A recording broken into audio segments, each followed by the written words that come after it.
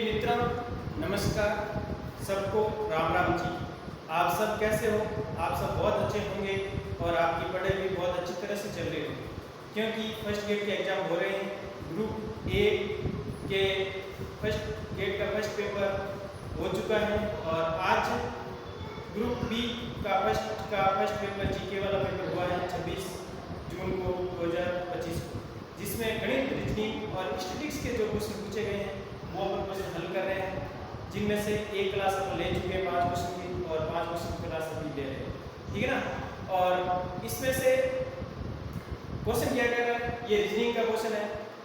दो 7 व्यक्ति A B C D E F G एक पंक्ति में इसी क्रमानुसार खड़े हैं, परंतु दो व्यक्तियों के बीच ए और बी के बीच की दूरी 10 मीटर तथा क्रमबद्ध व्यक्तियों के मध्य की दूरी 1 मीटर कम हो जाती है, तो बी और एफ के मध्य दूरी ज्ञात करें।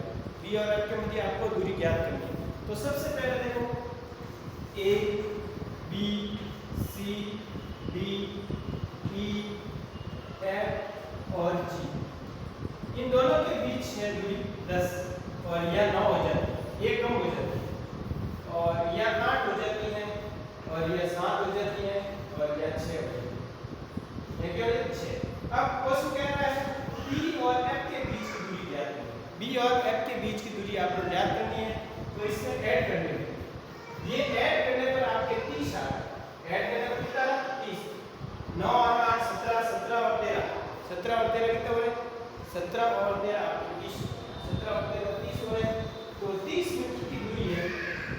30 मीटर की दूरी से 30 मीटर की दूरी आपको प्राप्त हो जाती है बी और एफ के बीच। बी और एफ के बीच की दूरी कितनी प्राप्त होती है? 30 मीटर। तो ऐसे क्वेश्चन ध्यान से पढ़ना है। क्वेश्चन यहाँ पे ये क्रमबद्ध व्यक्तियों के मध्य 1 मीटर दूरी कम हो जाए, तो ये भी चीज याद रखना।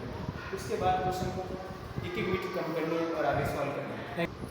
प्रिय मित्र, आगे वाला क्वेश्चन क्या कह रहा है? एक लंबवत के शंकु की दीर्घ भुजा 10 मीटर है और उसकी ऊंचाई 8 मीटर है, तो इसके वक्रपृष्ठ का क्षेत्रफल आपको ज्ञात करना है। वक्रपृष्ठ क्षेत्रफल।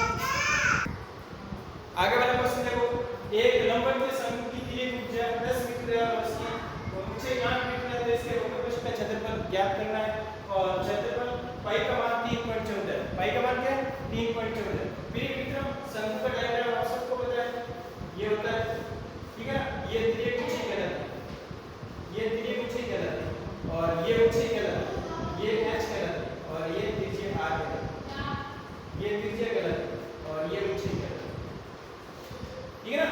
ये बात आप ध्यान रखें, ठीक है ना। डायग्राम एक बार बता दूं मैं आपको।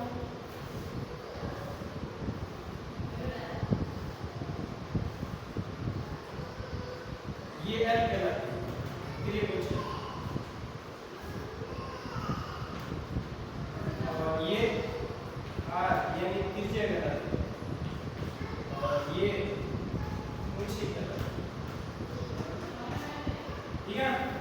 अब देखो दीर्घ ऊंचाई आपको 10 मीटर दी हुई है, ऊंचाई आपको 8 मीटर दी हुई है। R ज्ञात है, तो R को पहले बस फॉर्मूले लगेंगे, जिसमें से L का स्क्वायर माइनस h का स्क्वायर करेंगे।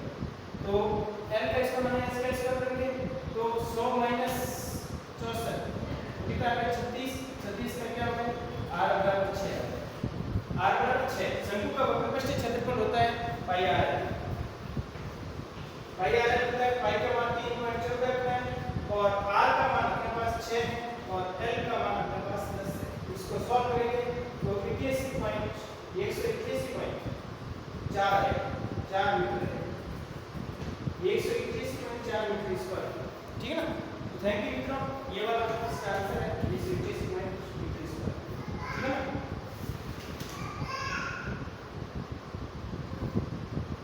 आगे वाला क्वेश्चन देखो प्रिय मित्रों, आगे वाला क्वेश्चन क्या कह रहा है? विमान, आपको एक घनाभ की विमान दी हुई है 5 सेंटीमीटर, 10 सेंटीमीटर और 3.5 सेंटीमीटर और एक सिक्के का व्यास दिया हुआ 1.76 व्यास वाले 2 मीटर वाले 2 मिलीमीटर वाले कितने सिक्कों को पिघालना पड़ेगा कि एक चांदी के सिक्कों को पिघालना पड़ेगा, घनाभ बन जाए, ठीक है ना। तो इसके क्या घनाभ का आयतन L × h